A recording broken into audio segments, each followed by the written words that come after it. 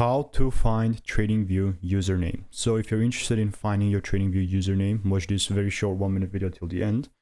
First of all, what you're going to want to do is just go ahead and click on the, just go ahead and log in your account. And while you're in your account, you're going to want to go and click on the top left. Boom, you click profile. And then you're here on your profile. You're going to have your username. And what does that mean? It means that you can just go ahead and see what you have, what you're using. You can just see your scripts and your ideas here as well. But that is overall all. Like you join, you can see how much years ago you've joined. This is your username.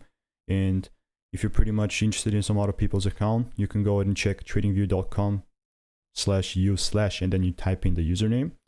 That is pretty much how you can find your username on TradingView. So if you found any value, like the video.